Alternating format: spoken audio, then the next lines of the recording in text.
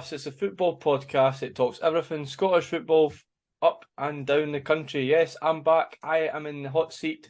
Mr. Armour last week had a wee bit of a blip a couple of times because I didn't realise how much recording it takes to edit and all that in between. So I'm back in the hot seat and I've got Mr. Andy Dixon with me. All right, how's it going? I've got Mr. Kieran Hunter. Good evening, chaps. And I've got the gaffer that will never be the gaffer again, Mr. Ewan Armour. How's it going, folks? Just call me Sean Maloney. So, yeah, this is going to be a good episode. I think we should maybe start off with a wee sing-song. How do you guys think? What sing-song's that? What are we singing? Happy birthday to us. Happy birthday to us. That's Happy brilliant. birthday, Pat the Bus. Anyone else is birthday to us. There we go. Woo! 2-year-old, that's right, Pat the Bus football podcast. My wee baby, then the guys, wee siblings or whatever you want to call them that come along every week. Like that. Uncle Andy. is 2-year-old, and yeah, this is going to be our first ever episode. If you are watching on YouTube, that is right. This episode is on YouTube.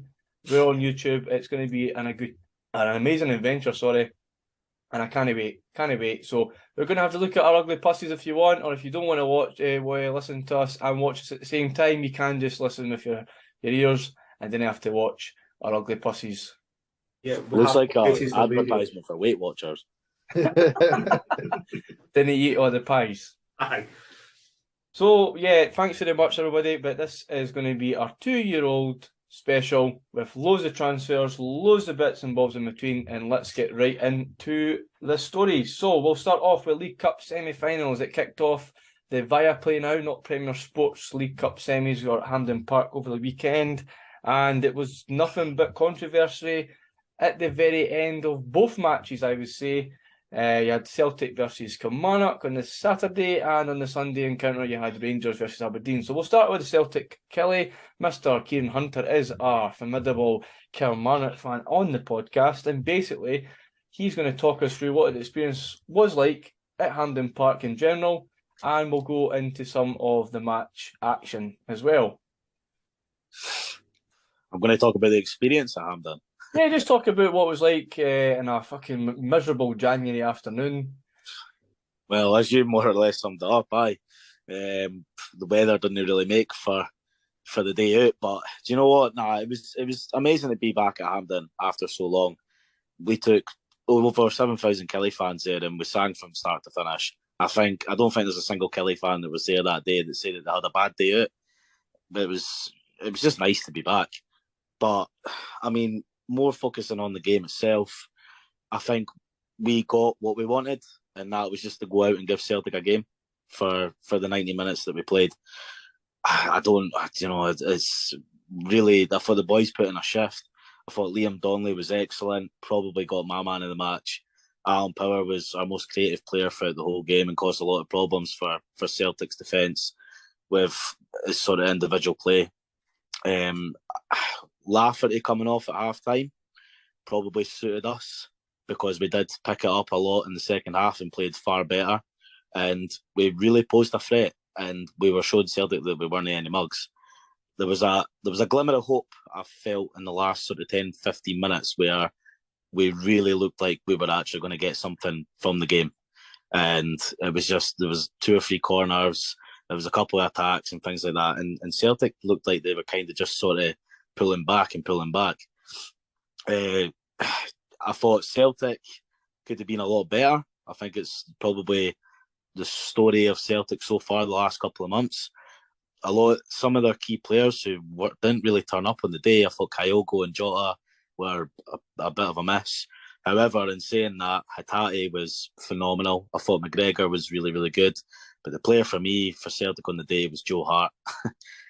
Made 3 outstanding saves to keep Celtic in the game, and probably had one of the best games I've seen him play. Anyway, I just thought the guy was class and really saved Celtic as well. I think there was a shot with Armstrong, which we were all celebrating. We thought it was in. But no, it wasn't to be our day. I felt like the 2 goals that we gave away were fairly cheap. You know, it was as they're calling it, an assist for Lafferty, which hit off Maeda and went in. And then, of course, it was the last minute goal, which was just so undeserved with Sam Walker parrying it out. But overall, I thought it was a decent enough game. The weather didn't really made it tough for both teams. I felt Column didn't really give much of a chance for the game to flow. I felt there was a lot of decisions that were dodgy for both teams. And we're going to talk about a specific one, which was right at the very end, which has caused the most controversy, with Giamakis coming in at the back of Joe Wright in the penalty area in the 92nd minute. And it's currently 1-0 Celtic at this point. Now, I've tried to remain fairly neutral on it. My sort of point is, and I said to you guys after the game, it's like football's a contact sport. Do you know what I mean? You're going to get challenges like that. The guys not went in for a tackle. Both players have went towards the ball. Giamakis just came in at the back of him, the back of Joe Wright, and both players have went down through body contact. Now, you can talk about the arms being wrapped around. To be honest, there was nothing really in it in terms of that. It wasn't as if he's pulled Joe Wright down. His arms have been there, but there was nothing to suggest that he's, yanked him down. If that is, the same challenge, if the same challenge is made outside the box, is it a free kick? Does the referee give it as cynical play or a cynical foul? Sorry. If that's the case, then it's a penalty because the rules don't change inside the box and outside the box. That's my sort of take on it. But I don't know. I just feel that it comes down to what we've said before, and it's up to the referee's observation on the day and what they feel has been the most contact or not. At the end of the day, the decision didn't go our way, and the truth is, we should have taken our chances because we really should have got something out of that game, I feel. But yeah. But moving on forward, I think we're not a team that look like we should be thinking about survival. I feel like we should be pushing towards top 6 now, putting in a performance the way we did. And I think a lot of Kelly fans now are going to have that expectation. I think Celtic need to really start putting on more and better performances. Because I'm not saying that Rangers are going to catch them because Rangers weren't great yesterday either against Aberdeen. But hey ho, we've got another Glasgow derby for the final. But no, that's my thoughts on it, guys. What Ewan, what did you feel about the final for the Kelly Celtic game then? I think it's probably one of the best, maybe not obviously in terms of being clinical, but one of the best performances Kelly have put on all season. It's your typical kind of McInnes. It's probably the way McInnes used to get his Aberdeen team to play against Rangers. Back where they weren't the greatest against Celtic, but against Rangers they always kind of pulled it out of the bag and had the performances. And yeah, he's fell short, but to be honest with you, like you said, Celtic, they weren't really at the races for most of the game. And what obviously does happen is it's normally down to errors in the team, either in the build-up play, a misplaced pass, something like that, and then their quality just shines through in the end. What I did notice in the game, I think McInnes has to be credited for the fact that he's actually changed the formation and went for something slightly different in the game. And we're starting with Lafferty as well, was always going to be a gamble, but I think we gave Celtic far too much respect. That was our biggest problem, and too much room to move the ball about. Aye. In terms of the penalty, it's like you say, you've seen them be given. And it's a little bit like how the handball rule is, well, the rule's not changing on it, but the way it's being interpreted has changed since the World Cup. So the same way how, maybe before the World Cup, they're going to give that as a penalty. Because they're giving it in way of the attacker, the defenders at the back here, and they go down. Yeah. But ever since the World Cup, and they must have all got together and been like, right, we'll look at something like this. Is that a foul? It's open to interpretation.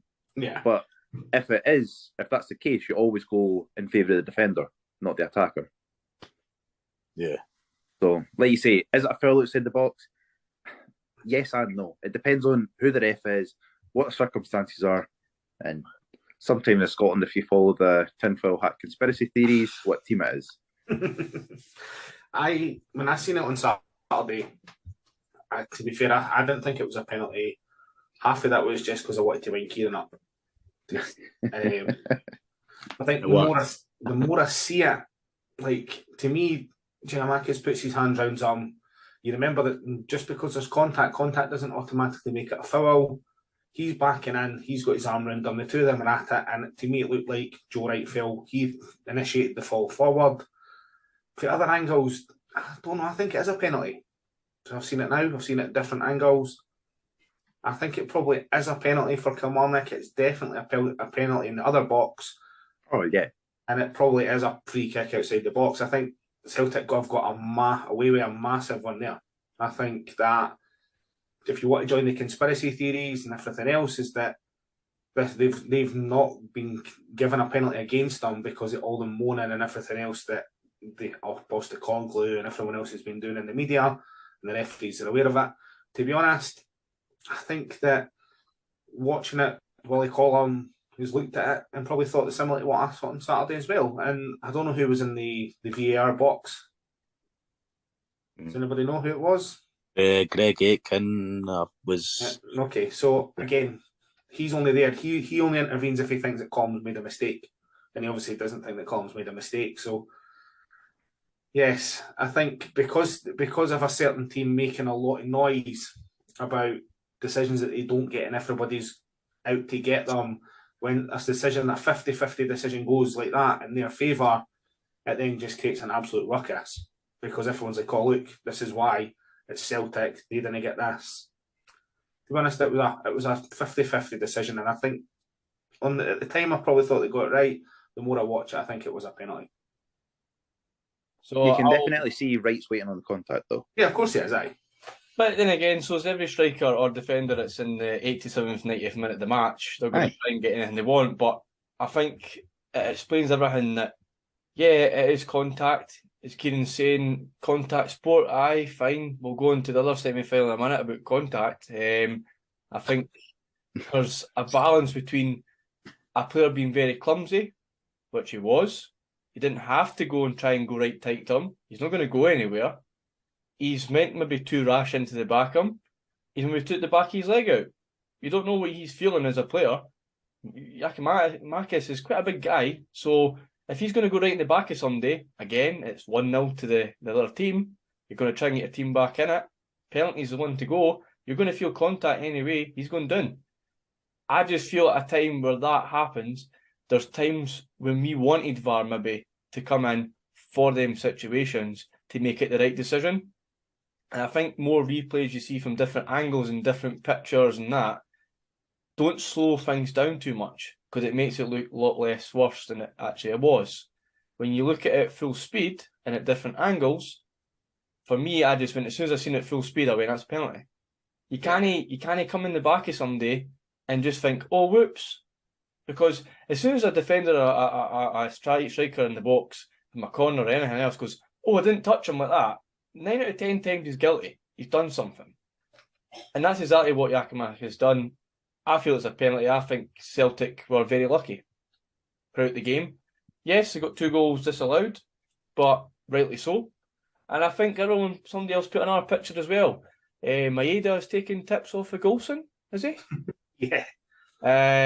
So I think there's a lot of stuff to be looked at. We'll not go into too much again, but we just wanted to see the basics, and we'll jump across to the Sunday game. I can start this one off especially because I watched the last 10 minutes thinking, yeah, beauty, come on Aberdeen, go and get a last minute goal here or try and get a 2-1, and then Big Stuart decides to rattle fuck out of you know what I mean?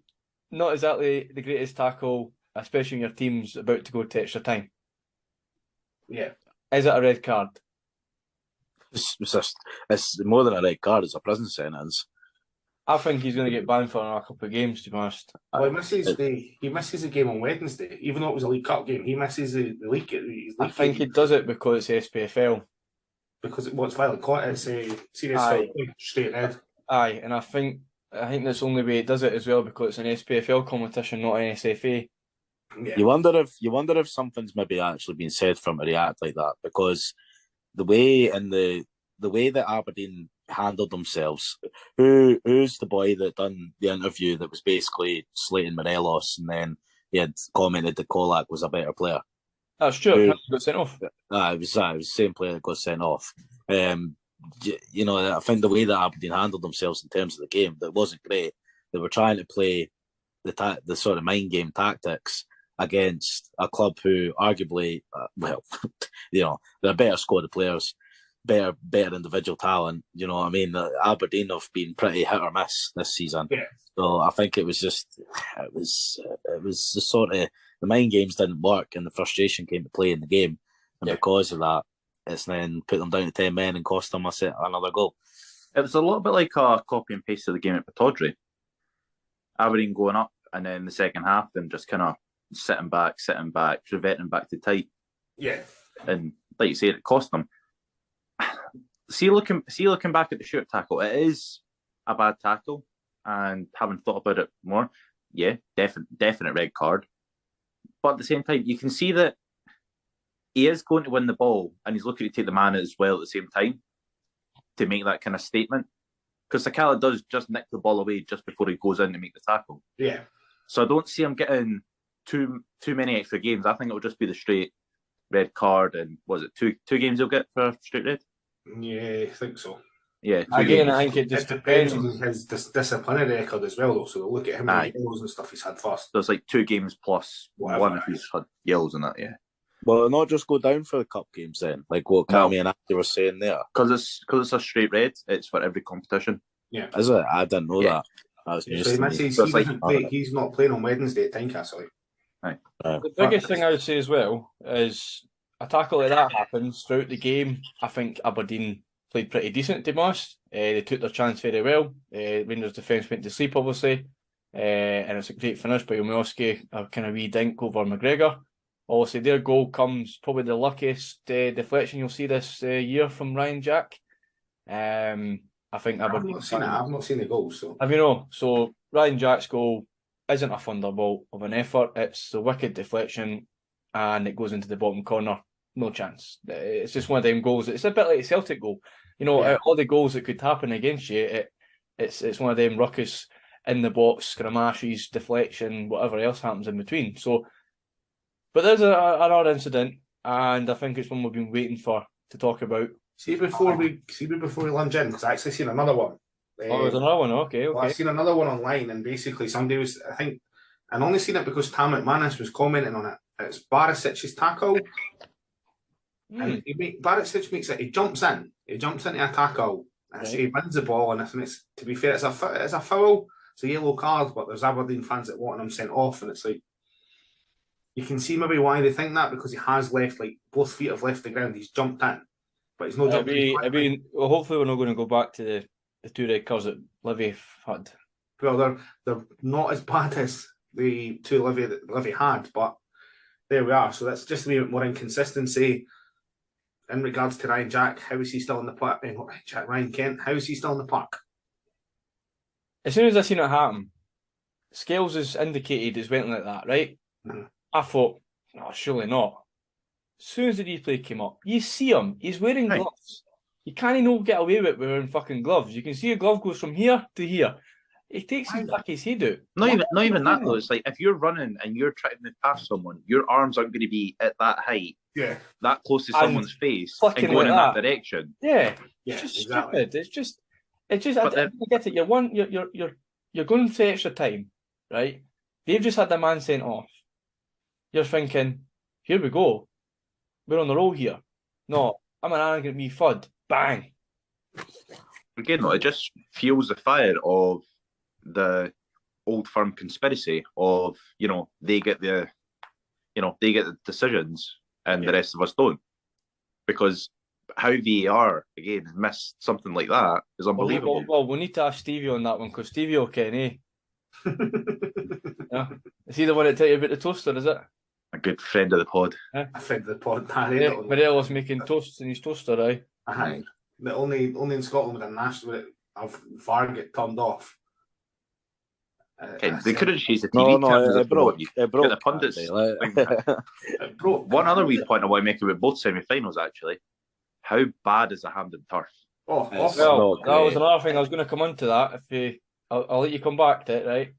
So they Right. made an announcement today saying they're appalled at the condition of the park. It needs to get reevaluated, and basically they said they cannot have the park looking like this in the foreseeable future. It got relayed in October, all nicely turfed and everything in October, and already in January it's already in a state like this. I'm sorry, right? I'll say this first. Who in their right mind puts a turf down in October? October. You need it to the weather's going to start getting colder. It's going to be pissing with rain, freezing temperatures coming up soon, and no one's really played it. I think Queen's Park played what, 2 games, 1 game on it? Yeah, they played a couple. They've had 1 game back or something. 1 like game that. on it, and that's the only game that's been played on it. So there's now been 3 games on it in the past. What's that? 4 months, Yeah. and it looks like that. Looks like Whereas- tractor racing. Yeah. Whereas, see if they'd relayed it, I don't know, a couple of weeks before we played Ukraine in the summer in June, Mm-hmm. or at the start of the season, July, after the internationals. The pitch would probably look really good at the moment, and that's after Scotland played on it, Queen's Park, and the 2 semis. Mm-hmm. Plastic But- cake. Scottish FA for you. Well- And it's not as if this is the first time it's happened as well. What happens all the time? It happens constantly. You used to shut up. Nobody wants fucking.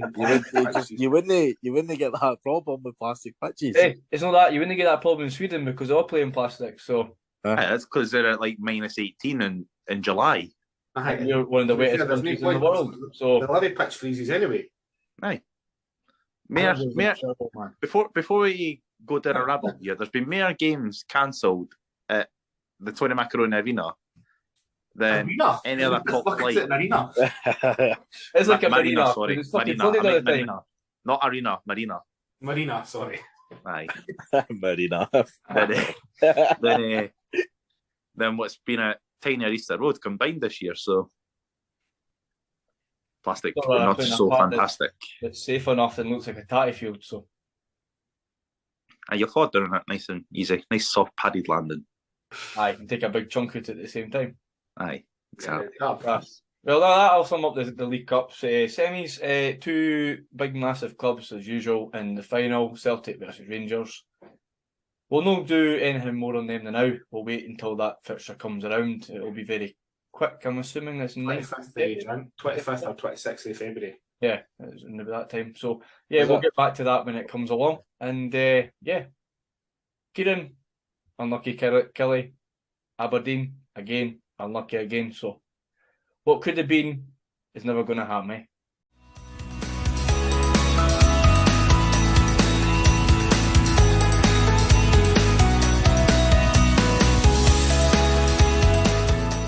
News. It's just a wee headline. Obviously, we mentioned in the last episode that Marvin Bartley has went to Queen of the South as a manager, left Livingston as assistant. David Martindale needed to act quickly to fill his vacant post. He's put in Neil Hastings as assistant manager, and he's brought in the experienced centre back, now retired, Scotland international, Hearts legend, Christophe Berra. Andy is thrilled with that appointment, so he can foretell his abuse straight at the dugout in a week's time? Week and a half's time, mate. Week and a half, Sunday afternoon, 1:30 kickoff. There you go. Sky Sports, just watch out for the big man to give him his abuse. But yeah, there's another wee story. He's new to coaching, and so was Bartley technically. So let's see if he's another one that could maybe move away in a few years' time and progress. Niels Hastings might be the same. You never know. And yeah, we'll talk about some of the other news in the transfers regarding Marvin Bartley, because he's been quick to act on his squad already. Here we go again. It's back to action, and this time it is competitive cup action. It's the Scottish Cup. Scottish Cup comes back with a bang this weekend, and it seems like it's going to be an exhilarating weekend indeed for a lot of smaller clubs to make some cash and to maybe get a wee sneaky tie in the 5th round of the Scottish Cup. So this is the 4th round. I've got Hamilton Accies versus Ross County, an old SPFL Premiership encounter. You've got Kilmarnock versus Dumbarton, Dundee United versus Stirling Uni, Stirling Uni, obviously part of the Lowland League. It should be a really good tie for them to get a bit of experience against the Prem side. Elgin City versus Drumtrapple United. Another one again, Drumtrapple coming from the lower leagues to play an SPFL side. Alba Falkirk, a League One special. Arbroath Motherwell, Arbroath Championship. That should be a titillating tie at Gayfield. Celtic versus Morton. I've got a wee story about that. Greenock Morton are taking 2,000 fans at the moment to Celtic Park, and that is a 12:15 kickoff on the telly. So well done to Morton for that. And then you've got my beloved Lithgow Rose versus Rafe Rovers. That is a sellout, complete sellout. So that should be a good tie. Partick Thistle versus Dunfermline. Another one again. Partick versus Dunfermline is another old championship, even Premiership at one point maybe. That should be a good one. St Johnstone versus Rangers. We'll come on to that game. A lot of speculation that St Johnstone are taking no home fans. St Mirren versus Dundee. St Mirren, Dundee, another one again. Should be a good tie. Dundee are not playing too bad at the moment. They've had 3 of their games postponed due to waterlogged pitch. Steny versus Livy. Another tie again. Steny looking to cause an upset against Premiership side. Cove Rangers versus Ayr United. Ayr United again, looking to probably cruise through to the 5th round against Cove, struggling with a new manager or old manager Paul Hartley. Inverness versus Queen's Park, another championship tie. Hibs versus Hearts, what a tie that is as usual. And you've got Darvel versus Aberdeen again. Controversy hits the game right in the pus, and that's a Monday night, 7:45 on the telly. So Yes. let's start off with St Johnstone, right? So St Johnstone's tie is on the telly, right? Yep. It is a 5:30 kickoff. Basically, St Johnstone are charging £30 a pop for any supporter, home supporter and away adult ticket. Rangers have been given 3 of the stands, so St Johnstone will only be in the main stand at McDermott Park. But also, there's a twist to the tail. Obviously, going from a heavy defeat at the weekend, 4-2 against Livingston, they basically have said, no, we're not paying 30 quid. You're cashing in on a big support coming through from the Glasgow end of the country, and basically, there's meant to be under 300 tickets sold. That's mentally. But I can understand. I can understand why they're doing it. Given the Old Firm, most of the ground, it's something they do all the time. Okay, you can understand why they do it, and to be fair, you would do it because you get the money. Both your teams have done it in the past. I know Kieran's team have moved away from it. Livy just invite them in with open arms into the home end as well. But in regards to when it comes to the pricing, that's the kick in the nuts. £30, that is just to fleece as many Rangers fans as possible. Rather than making it more affordable as a softener for your own fans, because you're only going to get, you're only having one stand, get as many of them as possible into that stand. They think, no, we just want the £30 a pop. Which, to be fair, I agree with the St Johnstone fans on this one. It's why pay £30 to basically sit in your own stadium, watch it, obviously three quarters full with away fans. Jumping and singing. Jumping and singing, aye, and you're probably in your seat, and you've put £30 in January. Come on, I mean? It's not a cup final. It's no quarter final. It's nothing. £30 in January when you've maybe not had a payday since Christmas. Yeah. And I think the other thing about St Johnstone as well, it's they're 5 games beaten as well before a win. So they're not exactly going into this game a lot of form. Yeah. Not exactly in this game at the moment to say £30 justifies it. Yeah. I don't think £30 will ever justify a Premiership game ever. No. Especially with a Scottish Cup, as you say. £27.50. £27.50 is bang on, mate. It's just in between, It's just rubbles your belly, you know what I mean? Aye, okay then. No, we'll come into that one in a minute. So basically, I think you've hit the nail on the head, Andy, it's all about paydays as well. It's all about what supporters can afford, what are they actually wanting to do. To be honest with you, Greenfield down the road might be playing at home. They might see a big attendance going down there. Maybe. Might be. I'm just saying there's a thought that they're a local team right next door to pretty much St Johnstone. I've been with my dad and that, and I think St Johnstone fans are at the stage There's a lot of mucking about the club. They know the club's up for sale. They know the Brown family don't want them anymore, right? There's also this debate as well that they're in this situation of they have been winning cups quite often, right? So for the hardcore supporters, there's maybe a stigma going on here. We should be getting a low support in the home end. We should be getting behind the team and all this kind of stuff. Yeah, but you should be getting behind the team anyway. But again, not £30. Do a buy one get one free. Do one to get 2 kids in for the home end. You can't do it for the way end because they're going to sell it anyway.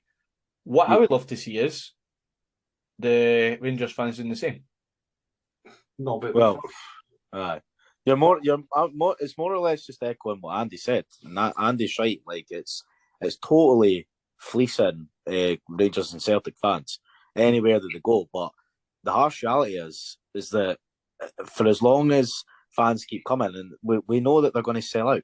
We know that they're still going to sell out free stands. Mm-hmm. So as a businessman, they're going to be standing there rubbing their hands going, well, you've had a wee moan at the prices, but yet we've still managed to sell 75% of our stadium.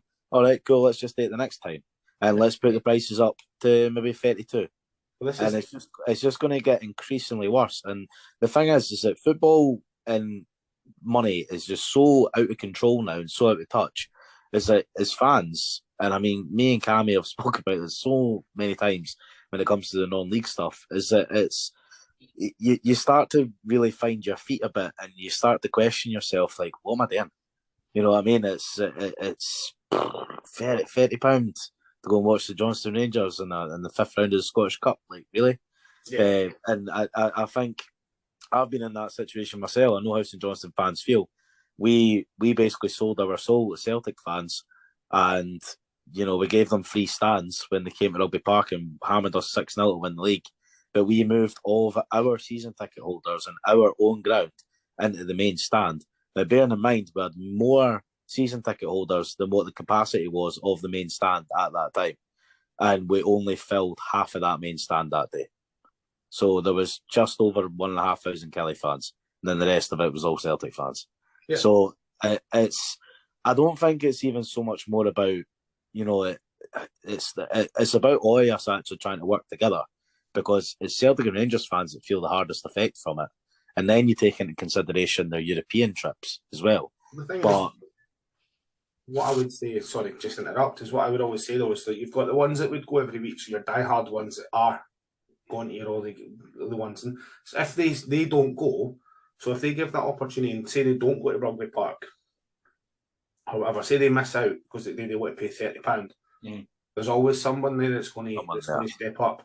And there's always going to be ones that will just take it for the day out, where somebody's taking their laddie for his first ever Rangers away game because there's tickets available because they'll pay it. And this is what happens. This is what happens, unfortunately. Now, St Johnstone, they can't obviously just change it for the league because their prices will be adjusted because they'll have to charge home fans the same. And then it becomes against the season tickets and everything. So this is why they're able to do it now, because it's just a one-off game. The only way that things are going to change, and we know that because of the market, if Rangers fans for that game were to turn around and have the same attitude as all of us do outside the top two and just say, £30 to go to Medemi Park, just nah.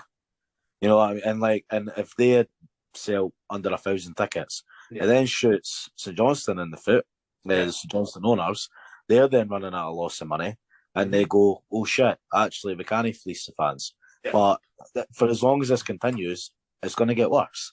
Yes. And I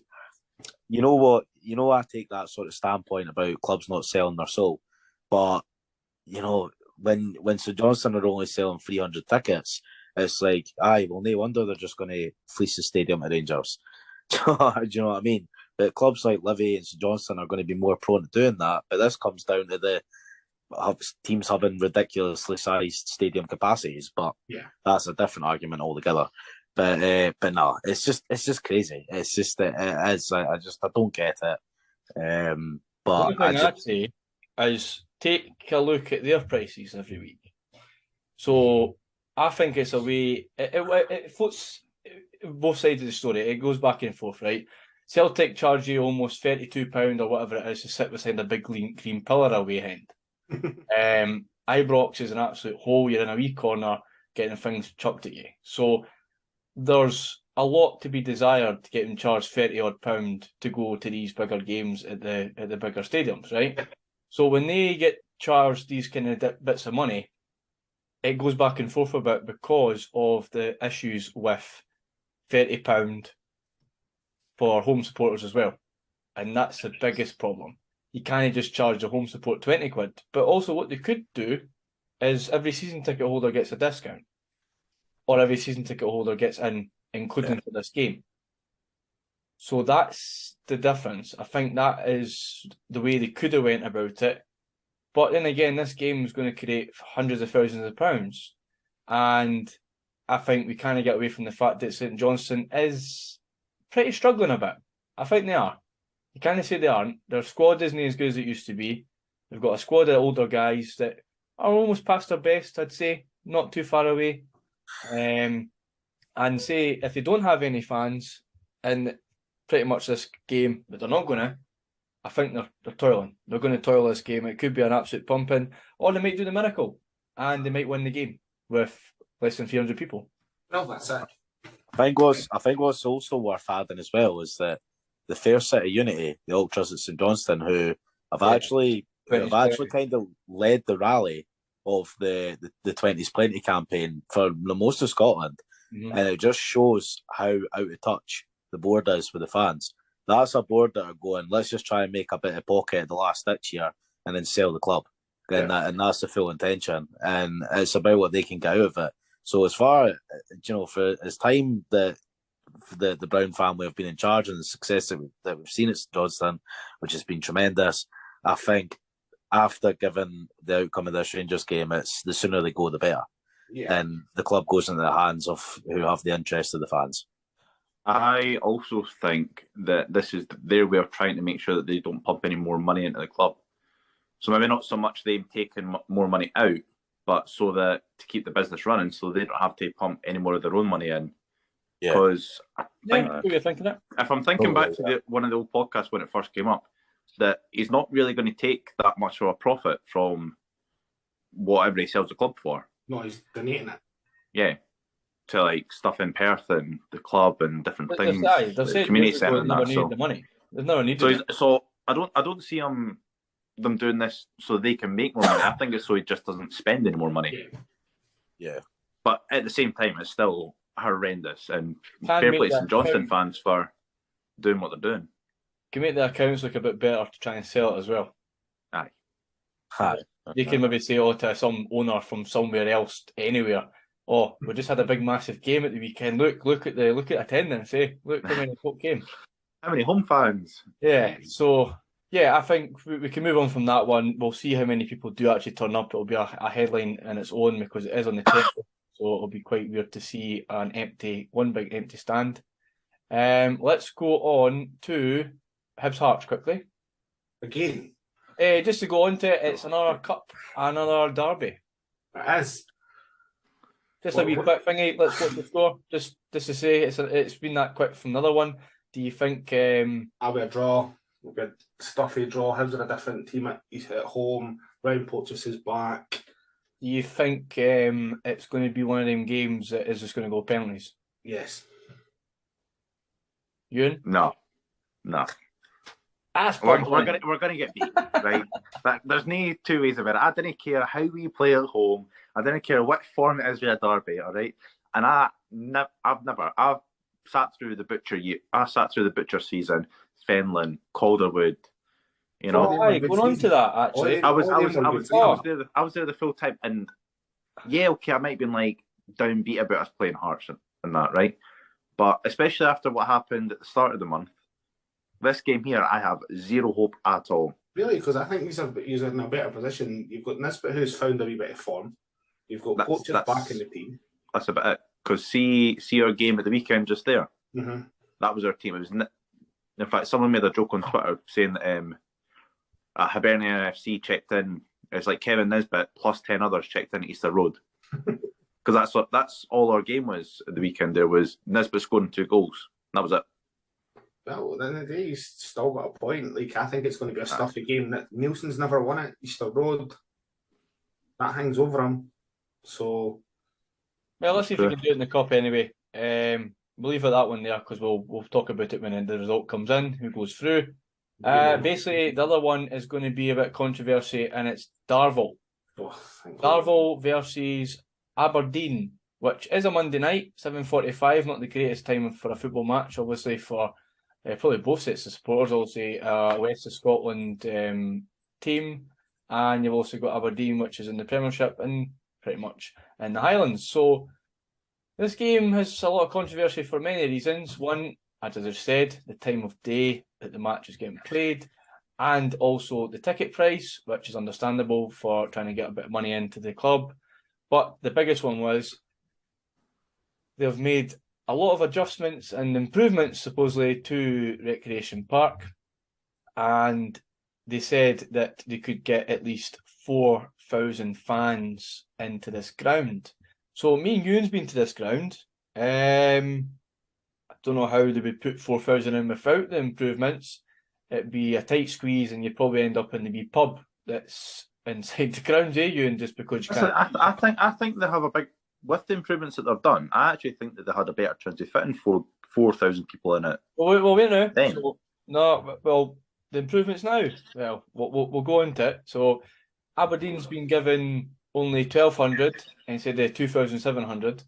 And the home support's been reduced dramatically as well. They're putting a stand behind the goal at the pie end, the pie stand end, which stops it from the away end that's going to get called this time. So in the cemetery end, I think it's called, that is where the improvements have been made. So basically they've just dug a big hole, filled it up, make it higher, and put a kind of barrier around it, so you're elevated up.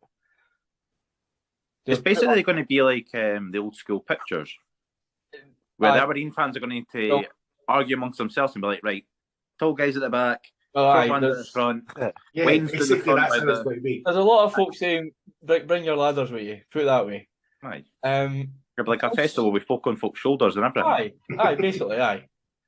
There is going to be a TV gantry put up on that side of the pitch, behind the goal, and that blocks the view of, well, guess what? The goal. So if you're standing right behind us, you will not be able to see anything going into the back of the net, supposedly.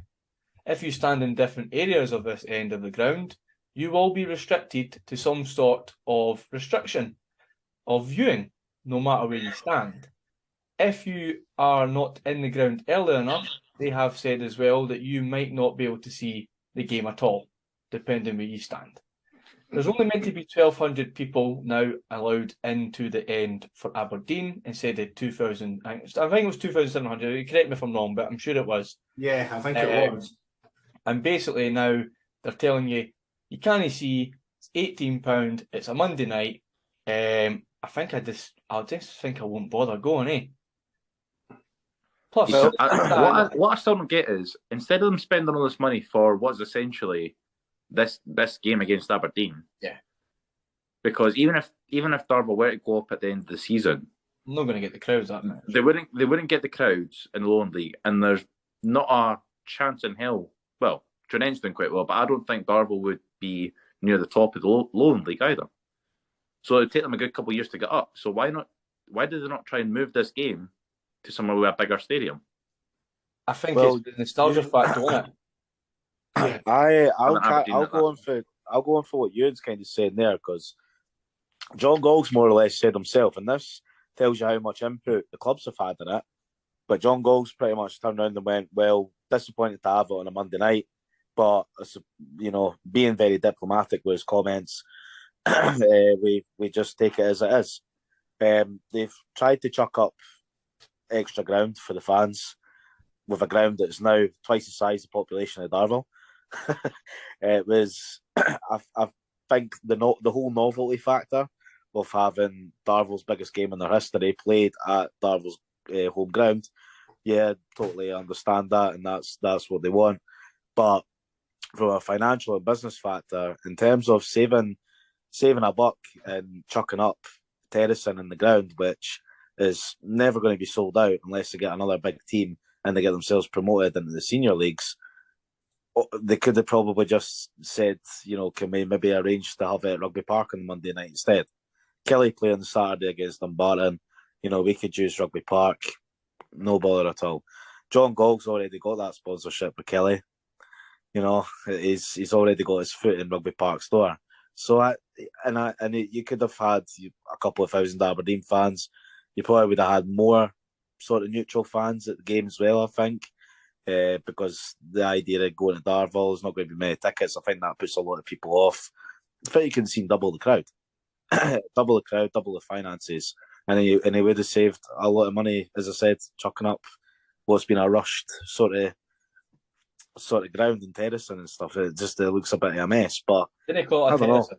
That is not a terracing. You would kind of think that any money that they're making from this game, they've splurged maybe a quarter of it, half it, on this terracing. I think a lot of the work needed to be done anyway. There's no doubt about it. The work needed to be done. But again, as we were talking about, there is ways of doing it better than that. And I think even having the TV gantry, there's nothing to say you have to have it fucking right behind the goal anyway. You can make one at the side of the pitch so it's level with the ground.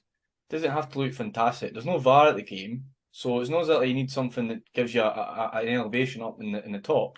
Yeah. And plus, when we went to the ground, June, there is massive ends to that ground between the fencing and the goals, and that's where they're eradicating. They're putting in a stand on the opposite end for the home fans. Yeah. And the stand looks like it's going to be there. That's not going to go. That'll probably stay there because I think the ground was missing somewhere to actually have a proper seat and be closer to the ground itself for a viewing purpose. Yeah. And basically, I feel that was the best way of doing it. And when I seen the pictures originally, I thought they were going to do that at the opposite end. And I think you should just bit the bullet. Don't try and get as many folk in. Try and make it an enjoyable place to go and watch football for the night. And put two stands behind the goal. You can take one away at the end of it. Simple. But now we've just got this big elevated mud pit, which the way the weather's been, I think it's going to be a nice wee soggy bit. It's like being in a festival as you're talking about putting each other on each other's backs and that. But I just think the whole thing's just been blown out of proportion for no reason. There was no need to try and say that I've got safety things, I've got this, I've got that. Well, I'm sorry, but I'll say it. I'm going to say it. Lithgow Rose, 1,700 folk. Upper stadium, full capacity. 2,500 for 2,300. Sorry, was the last time we played Raith Rovers, and we got that many people. And there's going to be 600 people less. I think I don't know if you remember the time when Rangers were down in the lower leagues, and there was 2 or 3 grounds that were basically like making up areas for to get more Rangers fans in the ground. And East Fife had their local company, Bayview, come in and basically put in scaffolding around the pitch. And they managed to bring in like an extra couple of thousand Rangers fans. Remember that. So could Darvel not have maybe just taken that approach rather than trying to chuck up a new ground? Andy, anything else to say this? No, I was just going to say, I suppose it's just him trying to make a wee bit of long-term investment. So he's starting the game now. It's kick-started it, isn't it? It's kick-started any development that's maybe going to need to take place. I think the way it looks a bit rushed is my only thing on the whole... is what I would say, but we'll see how it goes. But the game's on. I know. The way the weather's going to know it's... a few Scottish Cup games off. Lithgow might be off. Yeah, I'm dreading it a bit because I've took holidays. So I hope it's off. I bet you do. I hope it's off now as well. Is that because you couldn't get a ticket, eh? Nah, just wind you up, Gaffer. I'll get your ticket when you can't go to when you can't go. I'll just send you some fan base anyway, so it's fine. I can send it as a gift. But yeah, I think Scottish Cup's going to be a good weekend. It's always entertaining when there's a lot of the lower clubs playing against the bigger teams. I think Drumchapel, Elgin, I think that's... Yeah, I was going to go through a couple of the other games as well. That was one that stood out. Drumchapel, I mean, again, is Elgin that good? If there's ever going to be a shock, I think that could be it. Like, to give Darvel and Lithgow and Stirling Uni, they probably aren't going to be able to create that shock. Can I say another one? Can I say it? Morton's done it before. Could you do it again? No. I don't think it's not happening this time. What about Dumbarton Kelly? Definitely. You know, one game that I'm dreading, and see if the Rose weren't even in it, and we played. I'd have went to Stenny. I would have went to Oakville View to watch Livy, but I've just got this feeling that we've had a bad record against Denny. New manager bounce. Gary Naismith. Naismith. Yeah, I think he should be. Listen, I think he's a manager that should be higher. I think he's a good manager. I think you'll get them sorted out behind the scenes. Naismith. Never know. You never know. Christophe Berra effect.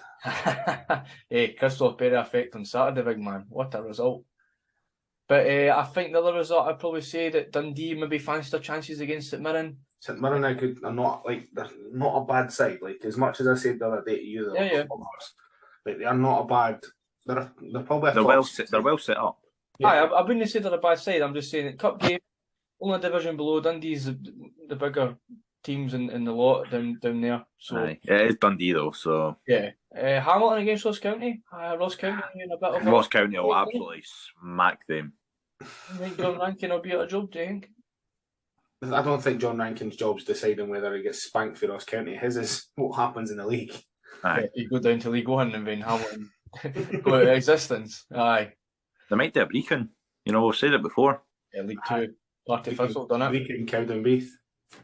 Cowdenbeath out the league completely, Aye, that's what I mean.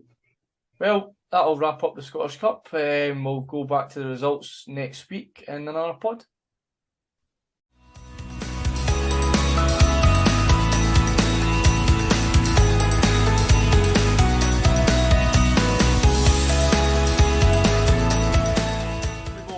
Section in the pod, and it's going to be transfers. Transfers have really kicked off in the Scottish leagues from up and down the country. Basically, we'll start off with one today, or two today, you say. I think the clear out at Bonnyrigg Rose has started. Some of the players have been with the club from way down in the east of Scotland and through to the Lowland, and then now into the SPFL League 2 in the Singe. And basically, I've got a funny feeling that there'll be more than just these two players. You've got George Hunter and Robert Wilson, ex-Musselburgh players, are back to Musselburgh.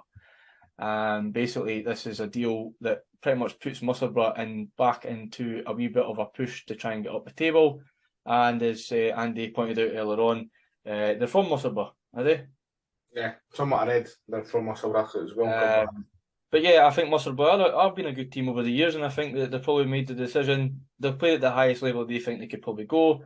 Bonnyrigg aren't really setting the world alight in League 2 like Kelty did the year before. So you probably think, for their best interests, drop them a couple of divisions, fair enough. But yeah, it's still a good time, and I think they can push Musselburgh up the league table in the east of Scotland. Other one I'd probably say is Kelrose.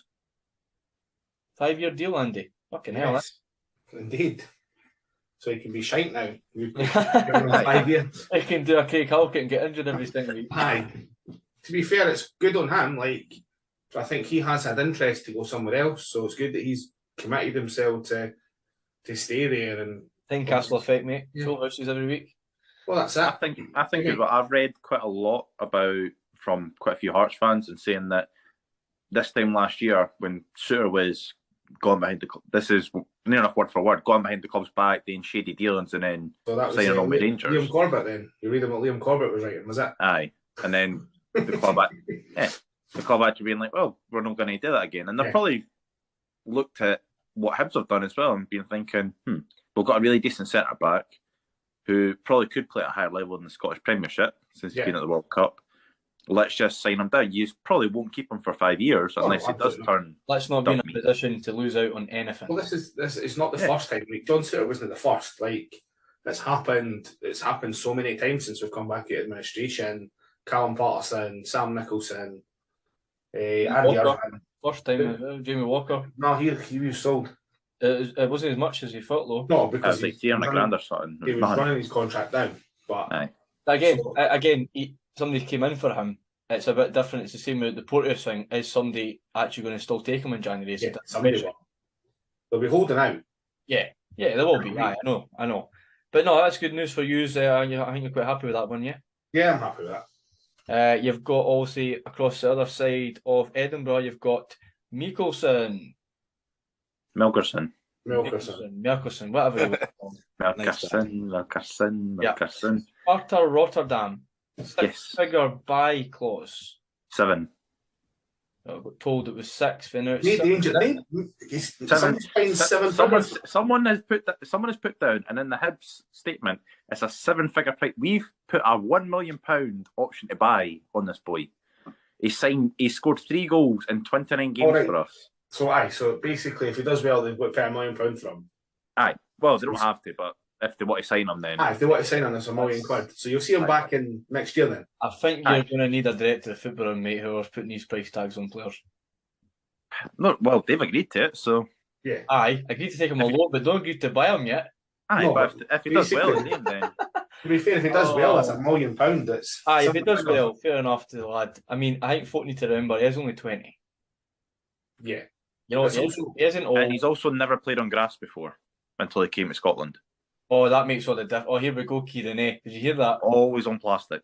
Did you hear that? Of course I did. Did they play well at Killie and Libby then? No, because it's a shite standard of plastic pitch. He's used to the good standards. Aye. Oh, here we go again. In Norway. Aye, okay. So, do you think you want him back the way things are going, or do you think? I think he's got really good potential. He's within the problem at Hibs at the moment. And it's why we're getting rid of a load of players at the moment. And there's still more to go, apparently. I think it was Moira Gordon, I read on Twitter, was saying that there might be a couple coming in, but there's still a good few more to leave.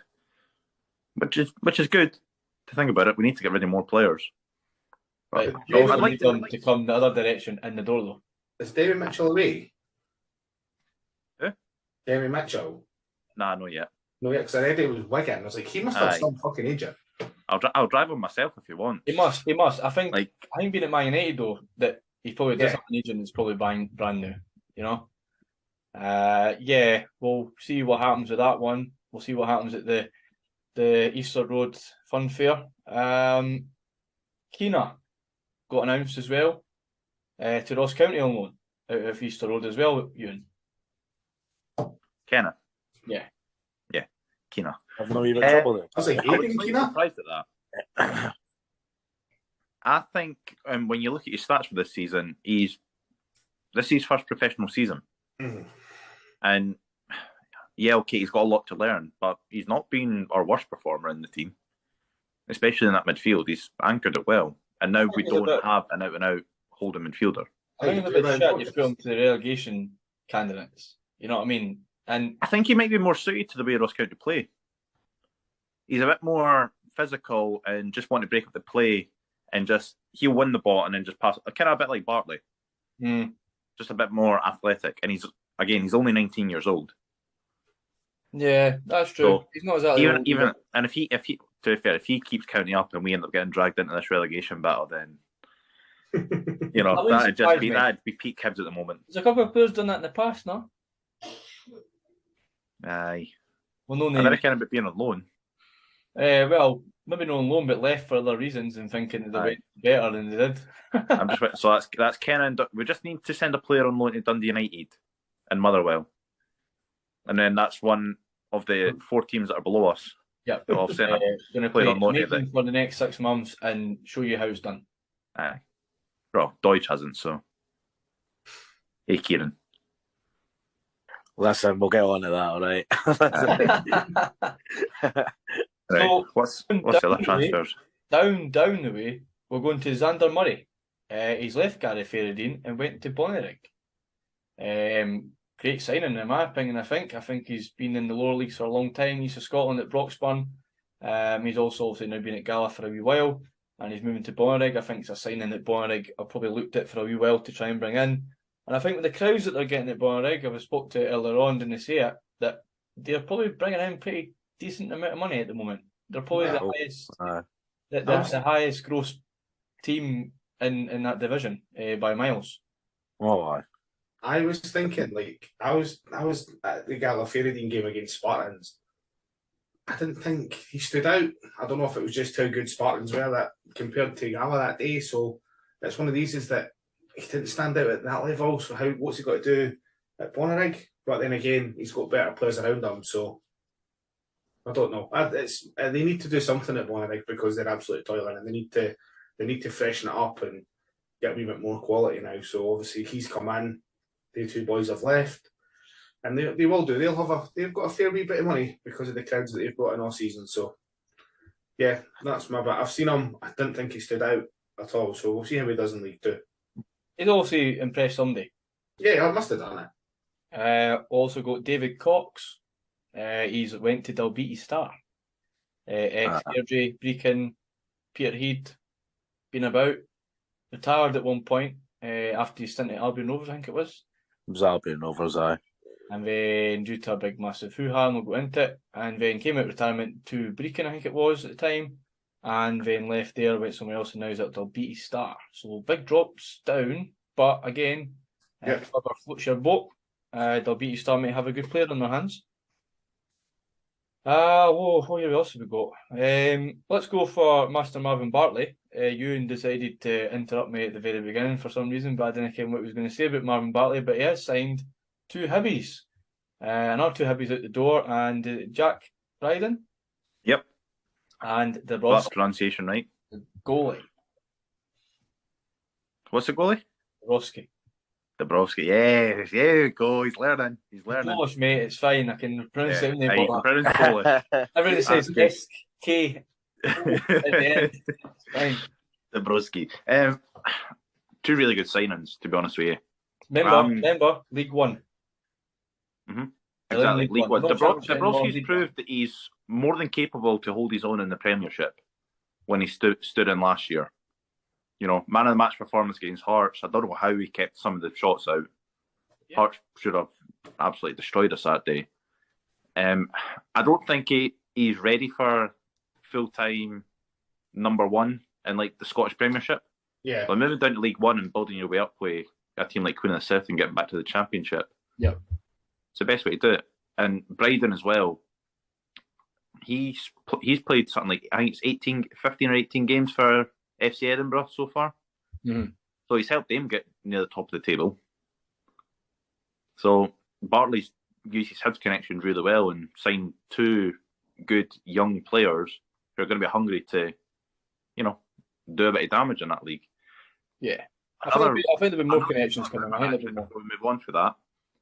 Apparently Paul Hanlon might be going to Queen of the South as well. Okay, is this an exclusive from you and Armour, is it? This is what I've been, and I'm saying this, I've seen it everywhere. Folk are like, Hanlon might be going out. Even so I'm like, That leaves us with, if Porteous goes, Bashiri and Will Fish at centre back. Do you think that could all be done by Sunday? I'd love for Hanlon to be out for Sunday, to be honest with you. To be honest with you, how old's Hanlon now? 34. 34, is he? Right? It's older, actually. Aye, see, realistically on paper, that's not a bad move. The only reason is he's not, put it in perspective, he's not going to be at House for another 5 years, right? That's inevitable. That's not going to happen. Could I say that? I hope he's not at Hibs next year. No, but for example, right, if he's at a stage where he's going to be in a position to still be playing football at a decent level, train with a good manager he kens personally quite well, and playing at a club that should be bigger than they are, it's not a bad move. Yeah, it's a good way for him to move into coaching as well if he wants to do that. I think that there'll be something behind the scenes. Maybe Hanlon's feeling it this year. Maybe Hanlon's saying, "I've had enough." You never know. I think he should have moved down. Maybe not the season after we finished third, but maybe like the start of this season. It should have been the time where he was like, right, I'm not where I was. Yeah, it's probably time I move on, get proper first, make sure I play first team football, but I'm playing well in a league that suits me. But yeah. Anyway, any other actual confirmed transfers, Gaffer? So yeah, we've got one more. I think I'll do it, and it's one that Andy can announce. This one. I had to shout with pronunciation, so I'll let Get you do it up, ye. Pronounce it. Come on. Oh. So we've got Tiwi Daramola. Yes. That's quite an easy pronunciation, Andy, to be honest with you. Yeah, we don't know because it might be pronounced something completely different. It's just how it looks in spelling. Like Daramola. This is the boy that scored 46 goals in all competitions for Bonus Athletic. He has been snapped up by the one and only Kelty Hearts. Was he went to Kelty? Yeah. Yep. As of tonight, he went to Kelty Hearts on a 3.5-year deal And he's Small going. Low be back to Bonus for the rest of the season. That's a 5-tier jump. Aye, 5. I was going to say that's 5 tiers. So instead of jumping up to the east of Scotland, top division, he's jumped up to League One with Celtic Hearts. And you never know, Celtic Hearts again. It might be a Nicky Reid in it. That's the first thing I thought. Now, it's the first thing I thought when I read it. I was like, "Have you jumped a bit too high? Have you?" The thing is, it's an easy transfer for Kelty because it probably hasn't cost him that much to get him out of his contract because he did have a couple of years on the contract at Bonus Athletic because they tied him down.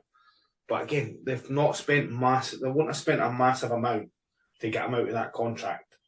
No, and he's there as well though. He's there to the end of the season for their benefit. I mean, I think they're going to fly away with it anyway. They've got another couple of good players, but I think to score 42, 46 goals and can shoot it as in all competitions, you can't know.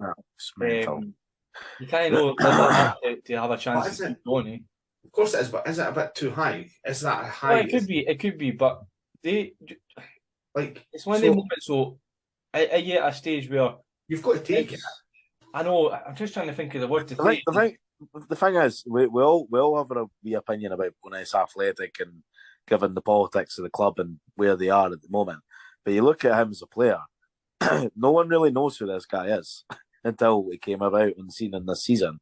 Well, I think we've tried to dig out his sort of player profile and see where he was before.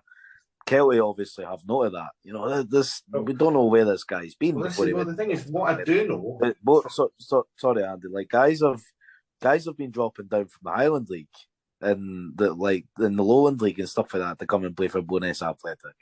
So this guy's probably been at maybe, I don't know, a good professional club somewhere else in the youth system, and then seen the opportunity to go to Bonus. So, just to see how the guy gets on. It's essentially that. From what I understand, obviously the Bonus Athletic team is too good for the league it's in. They should be playing for the league above it at least.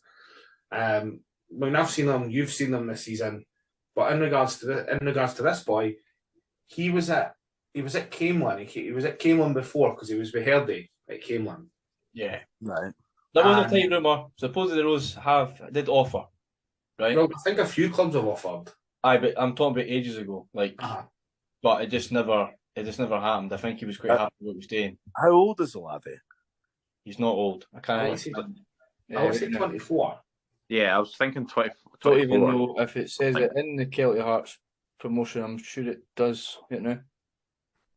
He's definitely not older than 24, though. No, I thought it was 20. I thought 24. But no, it doesn't say. Give me a second. Just keep going now. I'll get it up.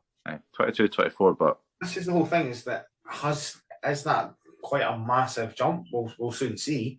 I mean, in regards to if you want to take relativity, you've got a player that's scoring. Okay, he's not scored 46, but he's playing 4 divisions above him. Could Mark Stowe go up and play League One? So wait now. So if we'll go back to him in a minute. He's played at Steny since 2018. He went on loan to Bonus United. He went back to Steny. Went on loan to Steny. Some weird thing. Went to Oakley on loan. Then went to Camelin on loan. Then went back to Steny. Then went back to Oakley. And this is in the space of only about a year and a half. So he's chopped and changed. Then went back to Steny because that finished. And then Bonus Athletic took him. And basically, the laddie's only 21. 21. Has he got an attitude problem, maybe? Well, he is actually Scottish. Well, he's from Falkirk. Well, Steve Clark. What you're saying is in 5 years' time he's going to be playing for the national team up top. Aye, it's not exactly like the guys maybe came up from England, like you see the old story trying to get out of trouble kind of scenario. Yeah, he is actually born and bred in Falkirk, supposedly. As you were saying, Andy, about Mark Stowe, it is kind of same relation to him. He is playing in the top tier of the East of Scotland. Yeah. He supposedly did have offers to go away and rejected them in the summer. So yeah, but what I mean, I don't mean I know that because I know that Trinent were after him, for example, to go in the summer. But do you think that he could? How high do you think he could do at League One? So this is relative because I think he would do. I think if Bonnie Gross came in from tomorrow, I think he'd be the best player. I also think that Kelty's not signing him to put him into the team, obviously because of putting him back on loan to Bonus Athletic. I think they've looked at him, seen all the other clubs that are in for him, and thought, if we sign him now, and then next year maybe send him on loan to a League Two team, or just kind of slowly bed him into the team, and then because he's young, was it like a 3-year deal or something? This is Nicky Reid when he went to Edinburgh. City. It's the same thing again, though, Ewan. But this is the problem. He lasted 6 months at Edinburgh City, and he signed permanently at Trinent. On loan for what, 4 months? Basically. And that was him. I think it might be the same thing, but you never know. You just need to see what he's. Definitely, I definitely get what you mean. But again, for his benefit, he's only 21, but he's proven that he could hit the back of the net. No matter if you play in front of better players or not, if you've got an eye for the goal, there's no space to get it. I know. All it takes is one lucky bit of stride. Maybe his time at Steny didn't go too well. Obviously, it didn't. But he was also what, 18? When he was at Steny? No. 18, 19? Yeah, so he wasn't exactly. He looks like he's built up as well. He has, no, definitely. He looks, he's a big laddie, he's a big laddie. But it's weird because he's a big laddie. But when I watched him, he never played through the middle. Right. So he was always either wide left or wide right, and then cutting inside because it's like a Newbley character. Maybe, if I was thinking, to be fair, I was trying to work out who he was like. And I had like a hybrid between Drogba for his size, strength, but it was more like Kenny Miller in the way that he played because he was always cutting in. But it could be like a Newbley type thing. You can't hit the back of the net. But apart from the boy can score goals. I don't know what it was like when Kieran seen him, but that was just what I got from when I seen him. And I was like, and obviously I was like, why is no one taking a even personally Pennycook or Lithgate or teams like that or Bonus United, why have they no went for him? But obviously they've had their fingers burnt already with him. So, well, the rumours about Bonus United actually, it goes way back supposedly. There's something about it that there was meant to be a jump up. Right. Do you know what I mean? Because they will be affiliated in some ways, play at the same ground. They're in the same place and that. And I think there was a wee thing going on that he could make the jump up. And getting talked in Pie and Bovril and that a lot, and a lot of rumours. But again, you go back on loan to Bonus Athletic, good luck to them.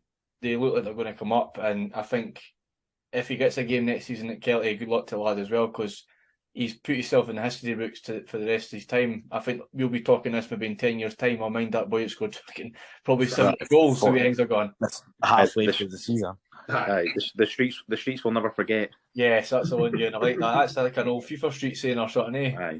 Thing is, if he does get a game for Kelty next season, and he scores and he gets like, I don't know, a couple sub appearances and he scores in at least one of them, then that's his springboard to go on from it. Of course, it's only Nathan Austin's not going to last forever, is he? So, yeah, I think they're looking ahead for next season as well. I think he will be a part of their plans. I've just got this weird feeling that as you look at maybe the Kelty squad, when I watched him against Linfield, is Higginbotham, he's not exactly getting any younger. But well, I think you have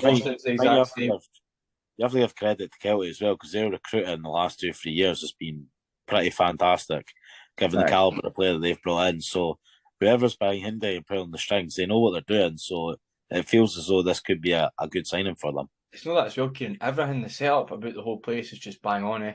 Oh, it's brilliant. On the ground, they've got an artificial pitch down. They can do whatever they want. They've got the youth system on the go. They entice the youth into the stadiums as well. They want the young kids to come along and support the local team. And basically, just everything's just set up in a way that feels good. And they will hit a limit because a lot of the players that are there, as I said, have been through their journey. Yeah. So Joe Cardle, Austin, Higginbotham, you know what I mean? The list goes on. And eventually, Jordan Foster's there as well, Ewan, actually. And this is what I'm saying. This guy's 21-year-old. So there's probably about 10 to 15-year difference between some of the players maybe at the club. And I think they will go in that different direction. They will start to get this kind of thing. And I think you'll see more at Kelty Hearts in this transfer window, I think, because they want to be in that playoff. Yeah. I think they need to be for the budget they're trying to get. But that's enough on Bonus Athletic, I think. I don't have anything else. I think it was Chalmers I was talking about, or Chambers. Dundee United. Logan Chalmers, who came That's the back to one. United. Yeah, Aye. so Andy made a wee remark to me a couple of days ago saying, "Oh, that's him coming back." And I says, "All right, is it to Dundee United like?" And he went, "Aye." And I says, "All right, okay, no bother." So he's been a good informed player for United. Been announced today he's away on loan to Tranmere Rovers. With Mickey Mellon. Yeah. So basically, the only way I look at it is, yeah, good luck to the lad. It's a good move. Tranmere are a big, massive club, pretty much in the lower leagues of England. But again, you're in a massive fight up the leagues in Championship with United, and you're going to just go away without maybe getting to end the season. I think it's money. It's the money aspect of it. He'll be on 5-6 times the wage if he's making that move. But he's on loan though. It's basically the percentage. So of Tranmere might be paying more percentage of Yeah. wage. Yeah. basically that's what it is. Yeah, it's sad though. I'm just saying in perspective for the outlook, or if I want to know more, but you're not going to get told more, and that's No, the way I look definitely at it. The way I look Maybe at the it. player wasn't enjoying it as well. That could have been a factor. Maybe I've not been. No, I mean, I don't think many folk can enjoy going through air. But sorry, Kieran, I'll Especially when you're used to being up in Dundee. yeah, I'll go up your street. I mean, Dundee's a bit more of an upgrade to air, but nah. Good luck to the lad, and he is younger, and I think I did expect him maybe to get a chance at Dundee United. To be honest with the way they've been playing, Yeah. But no, that's the only last one I think I had scheduled. So.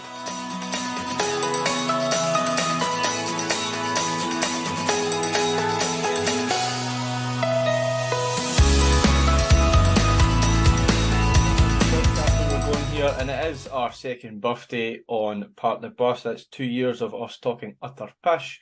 But here we go. It's Mr. Andy Dixon and his Guess Who I Am quiz. Yeah, so we're obviously we're now on going to be on YouTube, so we can all watch you and cheat. So we've got 5 players. You know the rules. Tell me who they are. I'll give you the career path. You say your name, you get one guess, and then you can't get another guess until everyone's had the one. So player number 1 started at St Johnstone. He's now retired. He went to Ayr United on loan and then made it permanent. He went to Heart of Midlothian. Then he went to Ipswich Town. Returned to Heart of Midlothian. Cammy? Yes. Christoph Berra? Nope. He then went to Partick Thistle. And then went to Ayr United. He went to Dumbarton, Raith Rovers, had a wee dabble in the west of Scotland at Troon, went to Stranraer, was at Troon, and then finished at Albion Rovers. Kieran, Yes.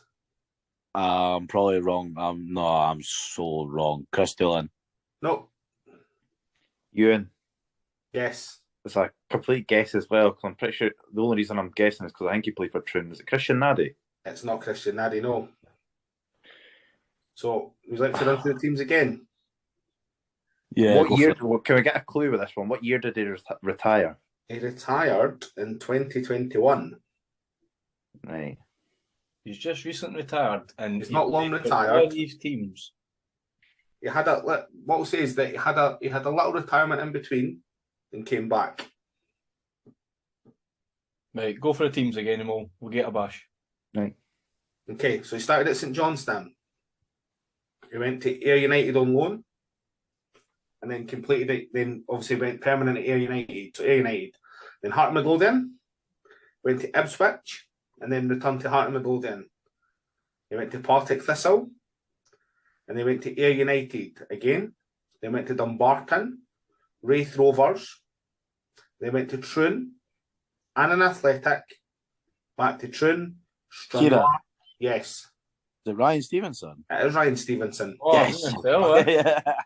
Jeez, oh. That's a good one. Well easy, done, easy, man. So his little retirement was in 2017 when he came back. Yeah, that's right. I forgot he came out and out of retirement. Happy with that. 2. Right. Player number 2 started at Celtic, but didn't make an appearance.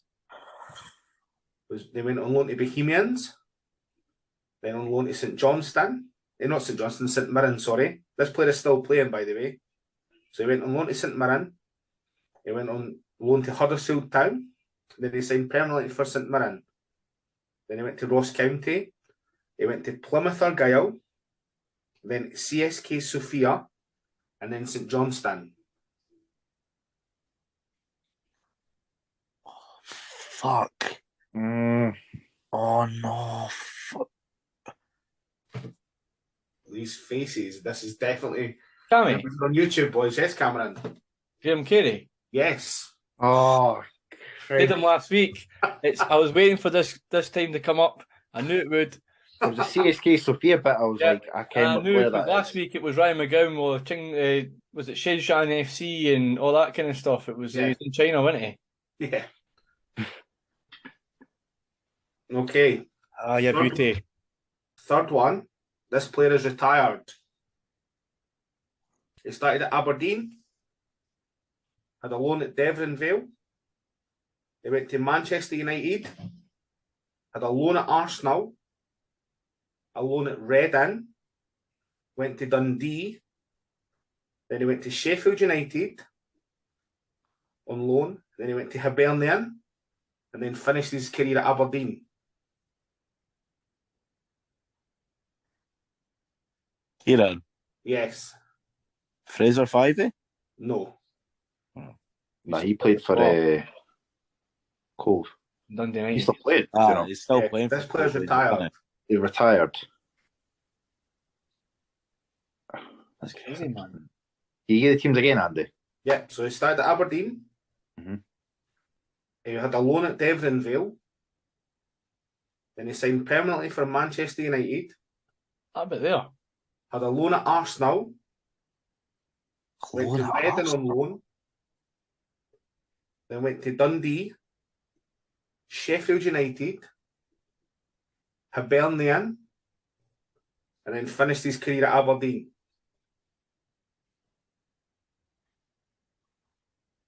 Did you say when did they retire, Andy? 2000. Oh, jeezy peeps, man. How am I getting that? Easy peeps, aye.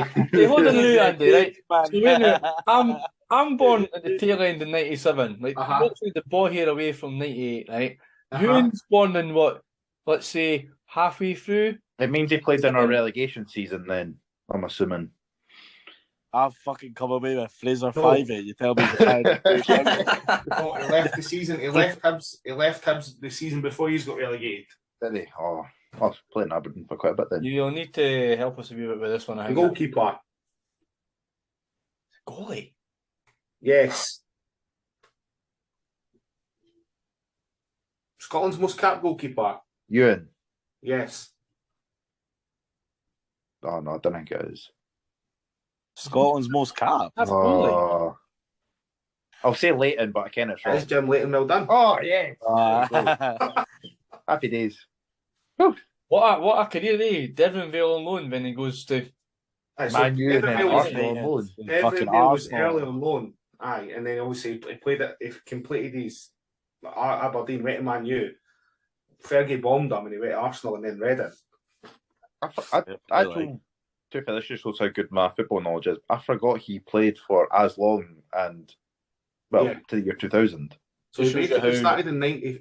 He started in like 77 till 2000. What a career. Suppose he's a goalie, so aye, you can play. Aye, but still, man, like 19, It's a long time. 19 what? 77? Mm-hmm. To be fair, though, when you think about it as well, bar 22, yeah. that kind of 4 or 5 year gap for Scotland anyway, between like obviously, well, same or 6 years between like Leighton retiring and that, and no playing internationals, and like Gordon, McGregor, and Marshall coming through. Scotland have been blessed with what Leighton and Gorham and Ruffy for 3, Yeah. and You then forgot Alan Cobb. Fuck off. So it's like this going on a tangent here, but this could be our first time. This could be our 6-7 years where we don't have a plethora of top class goalies. We've got everyone Top else quality except goalkeeper. goalies. We've got left backs. And right wingers, the way things are going too. Yeah. Go for it, Andy. That's One one on each. one. One each. We ready? Yep. So this player is technically still a player. So he's still playing. So he started at Cowdenbeath. He was at Arniston Rangers for a wee while. He went back to Cowdenbeath, St Mirren, Rangers, Hibernian. Ewan, Yes, Darren McGregor. that is Tara McGregor. Yeah. 2-1-1 Ewan. He You're won. right, because he is There you go. semi-retired. What's that? On a plate. He is semi-retired. Semi-retired. You're under saying 18s. cheating and all. Well, he pretty much only ever plays with under like the development team. Oh, you didn't get that. It went on your head. Right, I here we go. didn't hear it. Right. This player is retired. Aye, when did he retire? 1950 or? So it's Heart of Midlothian, Newcastle United, Heart of Midlothian, Dundee on loan, Livingston.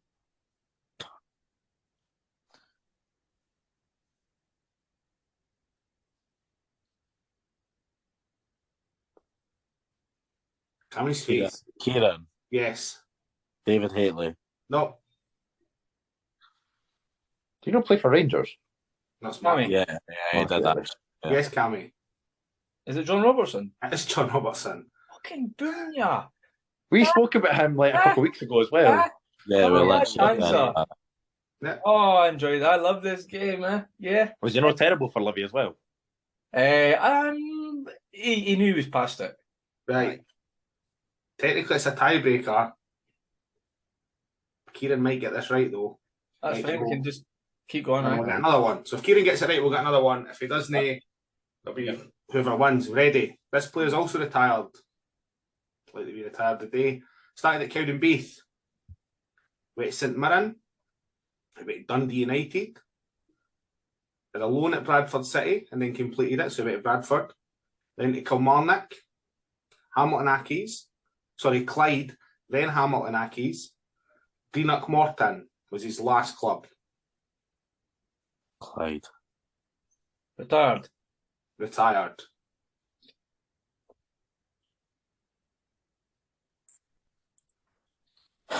We're on through the teams again quickly. So Cowdenbeath, Mm-hmm. St Mirren, Dundee United, Bradford City, Kilmarnock, Clyde, Hamilton, Greenock Morton. When did he retire? 2012. Martin 2012.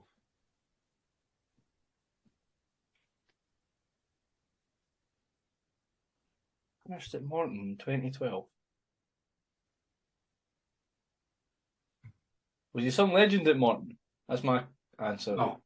Nah, a hee-haw. Nothing. Waste of space. I can't think he went from Kelly to Clyde, eh?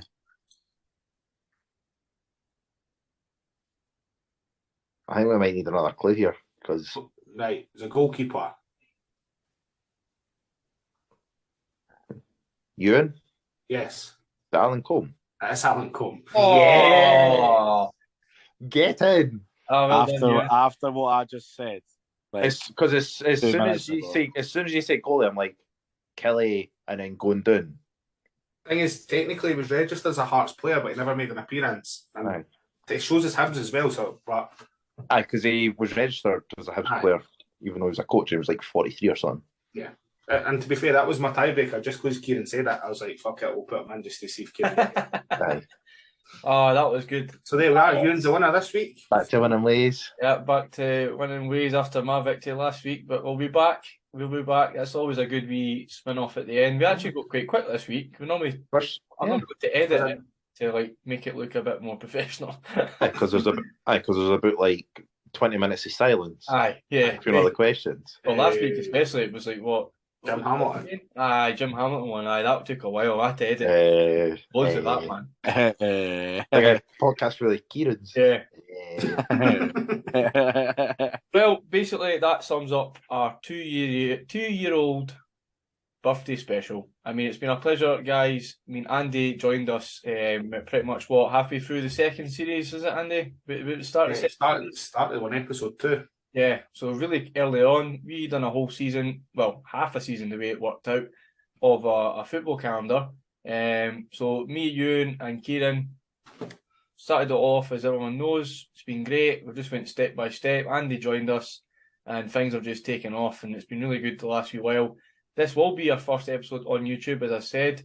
And honestly, the sky's the limit. I mean, we're just 4 guys, all got full-time jobs, always try and work our way, try and spend a bit of time at night time at least, and work our way around our busy schedule in real world. And basically, talk all about football. Aye. We just like it. It's just we never really thought. I don't think we all thought it would be still doing it, to be honest. Mate, I thought you told me you were doing it. I thought you were doing a bus spotting podcast. Sorry. Yes, that is true. I remember at work and it was like, "What you want to do that for?" It's like, no, it's part of the bus football. That wouldn't even surprise me. Yeah. But no, I'm not that bad. No, so basically, yeah, I think as we said, it all happened with a Twitter message. Me and Kieran kind of spoke about it quite a lot and said what we're going to do for the next however while we've been locked in the house, something to talk about. Why do we not just talk about football? We know you try and look for somewhere that talks about lower leagues, can't find it. So yeah, we're going to maybe try and be an outlet to maybe talk about more things like that. We went in detail. Quite a lot of podcasts won't even talk about some of the lower league signings that we talked about tonight, which is quite sad because I think they deserve a bit of credit and a bit of notice, you know, a bit of publicity, as they say. Yeah. And basically, we're just going to go straight from strength. This is on YouTube. If you're watching on YouTube, thank you very much. If you're not, well, check it out. It could be a bit better to watch rather than listen. We're going to try and do other things in between. The sky's the limit, as we said, and thanks very much. So, happy birthday. Happy birthday, guys. Happy birthday to us. Happy birthday to us. Yeah, so, yeah, I don't know if anyone else want to say a wee bit just to say thanks, or... Just thanks for listening. Thanks for getting in contact. We like it when you get a hold of us on our social platforms. So, thank you. Yeah. Watch this. And if anyone wants a massive laugh, listen back to season 1, episode 15 of the first year of our podcast, and you will probably will regret it, but you won't at the same time. That would have been a good one to have a video camera in the living room, eh? You get like these difficulties in FIFA, and then you get beginner, which is before amateur. That's that was that stage. Yeah, I think we came leaps and bounds. I think we definitely came leaps and bounds. Yeah. I think if we even... We'll stop drinking so much. Well, yeah, we still have maybe a wee half or whatever else that maybe some people have, but nothing like we did before. And I think at the beginning it was more of like a nervous coping mechanism. If you listen to the Brown and the Bakers one back, you used to start getting a bit fucking half cut halfway through, eh? Yeah, we get a bit giggly, aye. Yeah. So no, it's been amazing, and obviously thanks for Brownings as well. We obviously didn't sponsor us this year, but if it wasn't for them as well, they helped us out a wee bit, get mics and all that kind of stuff that Kieran still hasn't bought a USB converter. But we'll not go into that. I'm trying to think what else. Oh yeah, and the biggest announcement is Mr. Dixon has set up our own website. So Andy, you want to say how to get that? No. Because I've got in front of me. You've got the address there in front of me. Alright, okay. So if you type in wait now, here we go. So professional, as you can see. Let's go for type in Park the Bus fitbapodcast.godaddysite.com and basically type that, don't put it in Google search, type it in the address bar at the very top. It should directly link you to the website and you can find everything about us on it, from what team support to what our adventures are. There's pictures from our adventures up and down the country. As we say, we are a podcast for up and down the country, Scottish football. And basically, it's got everything we need from back catalogue. It'll take us to Buzzsprout, which you can get all your links to the podcast sites. Then it's got obviously the social link as well, which brings up all our stuff on Linktree from Buy Us a Pie. I mean, somebody's not done it yet, so I might just get my dad to do it. So trap him into doing that anyway. Basically, we're at the stage of it's just building on better things, and we do it on our own backs. We don't have any sponsor this year. We are hoping to maybe get into that avenue as well and get more professional. But Until then, I think it'll be a bye from me. And it's a bye Bye. fair. Bye, fair. We're still shite at it. Oh,